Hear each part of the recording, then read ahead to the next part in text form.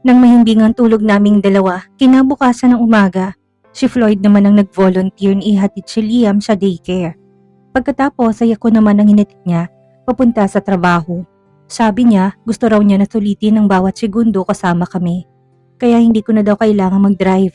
Sa daycare, muling napansin ng teacher ni Liam ang pagkakahawig nila ni Floyd. Sa katunayan, inakala niyang si Floyd ang tatay ng anak ko. At gaya ng dati, hindi nagsalita si Floyd.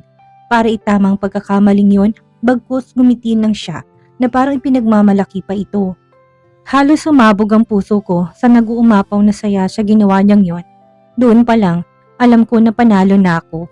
Pero habang nasa biyahe na papunta sa opisina ko, nananahimik siya. Walang karaniwang pag-awit niya sa radyo o mga biro niyang pampagaan ng mood naming pareho. Tahimik lang siya, parang may mabigat sa dibdib. Napagtanto kong baka may kinalaman to sa usapan naming kagabi, kaya hinayaan ko na lang siya sa pananahimik niya. Malapit na kami sa opisina nang sa wakas siya na mismong bumasag ng katahimikan na kanina pa bumabagabag sa akin. Mahal, bakit kaya sinabi ng pinsan mo at ng asawa niya na hindi mo raw alam kung sinong tatay ni Liam?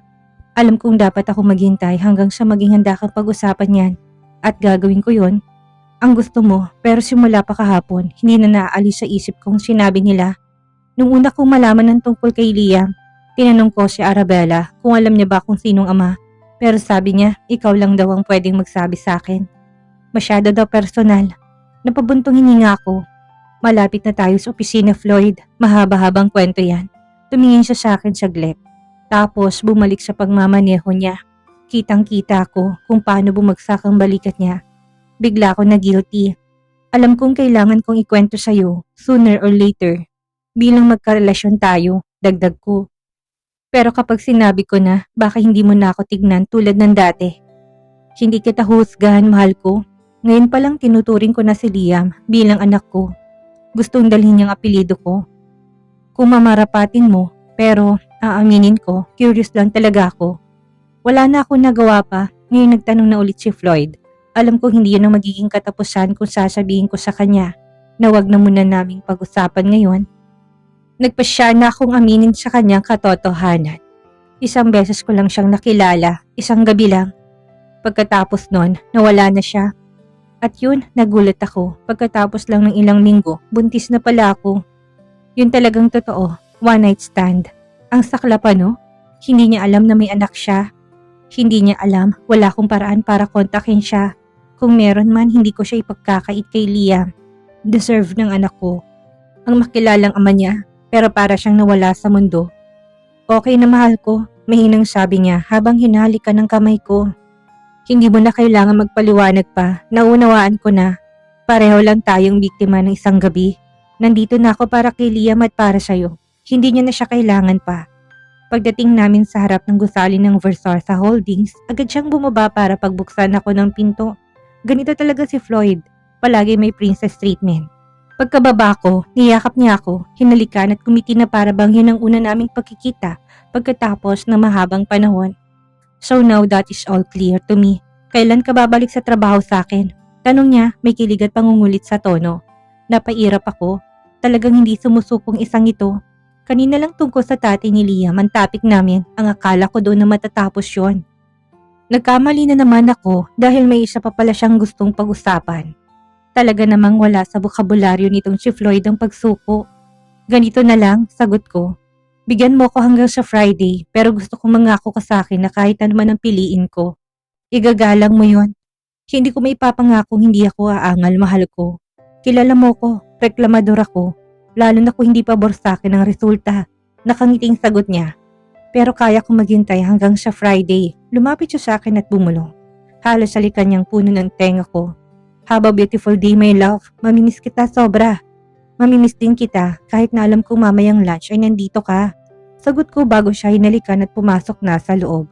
Kakaupo ko pa lang sa desk ko na may dumating na delivery para sa akin. Isang napakagandang bouquet ng tulips. Napasulyap si Eileen, ang bagong katrabaho ko na nasa tabi ko't napanganga. Grabe naman yan, Francesca. Ang ganda. Ang swerte mo naman, in love siya yung boyfriend mo. Nakita ko paninatid ka niya dito tapos may pabulaklak pa. Nakakainggit sa totoo lang. Sa palagay mo, makakahanap din kaya ako ng kagaya niya? Sabi niya sa akin na may halong pangarap sa boses. Makakahanap ka rin, Aileen. Tiwala lang. Natawa kong sagot. Bata ka pa. Enjoy mo muna ang freedom mo bilang single lady. Psst, Aileen, kung gusto mo pwede kitang ipakilala sa mga very high level guys. Sabat ni Isla habang sumisilip mula sa kabilang cubicle. Naku, malabo yun. Bakit naman ako papansinin ng mga yon? Tanong ni Aileen, namumula sa hiya. Aba, bakit hindi? Ang ganda mo kaya, sagot ko, taus puso. Sumama ka sa amin mamaya sa mall, alok ni Isla. Maganda ka, kailangan mo lang ng konting push. I have an idea. Gusto mo ba na i-makeover ka namin? Si Jackie yung isa naming friend, magaling siya dyan. Hindi ba nakakahiya? Baka kung ano isipin ng mga kaibigan nyo kapag sumama ako? Mahinang tanong ni Aileen. Mahihain talaga siya, tahimik lang. Hala ka, hindi tuwang-tuwa nga mga yon. Kapag may mga ganitong pagkakataon kasi may pwede silang i-dress up. Parang Barbie na life size, biro ko. Saka promise, mababait sila. Sige na nga, game ako. Sabi niya na napapangiti na. Perfect, tapos ng usapan. Sigaw ni Isla sabay palakpak. Tara, kape tayo girls. Isa sa mga bagay na gustong gusto ko sa floor namin ay ang coffee break. Kahit na anong oras naming maisipang magkape, ay pwede dahil mentally draining ang marketing. Kailangan ng mga katawang lupa namin ng kape para makapag-produce ng mga worry na marketing strategies at pitch. Habang naglalakad kami papunta sa break room, nag-send ako ng text kay Floyd. Gustong gusto ko yung tulips na lagi mo pinapadala at mahal na mahal din kita. Agad siyang nag-reply. Araw-araw kitang padadalhan ng tulips habang buhay. Mas mahal kita. Napangiti ako sa screen. Hindi ko na yata kayang isipin ng buhay na wala siya. Paano nga bang isang pag-ibig na ganito kabilis, ganito ka-intense at hindi tinadhana? Nagpapasalamat ako sa sinumang naka-assign sa paggawa ng love story sa langit dahil lang pihadong inspired din siya nang sinulat niyang sa akin ngayon. Siguro nga, totoo ang soulmates. Pagpatak ng 4:30 ng hapon, tinawagan kong boyfriend ko para sabing hindi kami makikita ngayong gabi.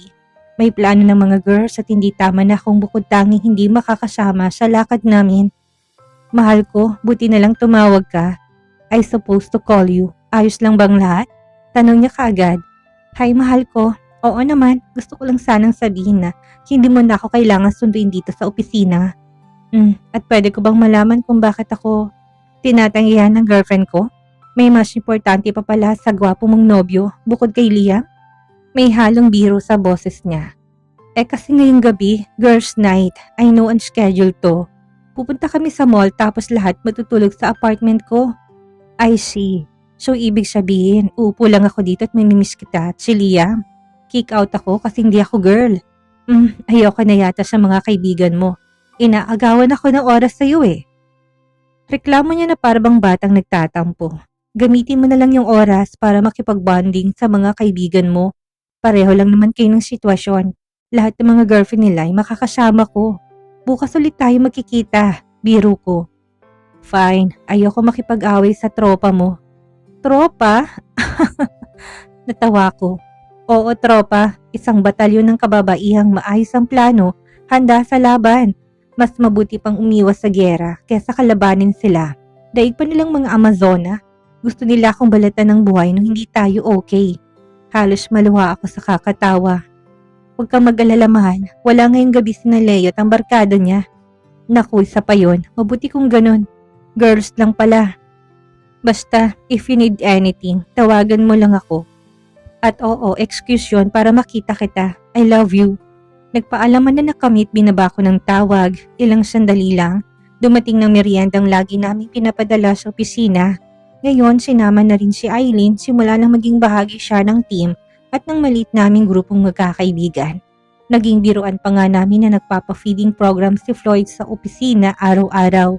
Pagdating sa mall, pinakilala namin si Aileen kay Bettina at doon ko lang nalaman na kilala na pala siya ni Jackie. Paano kayo naging magkakilala? Tanong ni Danica. Dati ako nagtatrabaho sa makeup store at lagi ko nakikita sa Sir Jaime na nakatambay malapit sa shop ni Jackie. Paliwanag ni Aileen. Eto na nga, tapos binentahan niya si Jaime ng napakalaking case ng makeup, creams at pabango. Tawa ni Jackie. Binigyan niya sa akin after 2 days yata. Siguradong mahal yun. Kasi premium brands lahat. Dapat nakita niyo mukha niya nang makitang resibo. Ngisi-ngisi si Eileen. Tila sariwa pa sa isipan niyang pangyayari. Pero sulit kasi nakakuha ko ng magandang trabaho sa mahal ko. Si Jaime talaga. Tawang-tawa din si Isla. Anyway girls, since okay na ulit sina Francesca at Floyd, si Eileen naman ang bagong project natin. Gagawin natin siyang total catch-up hanggang sa makahanap siya ng matangkad, hot at charming. Tulad ng mga nobyo natin. Parang may iniisip ka ng target, hihirit ni Bettina.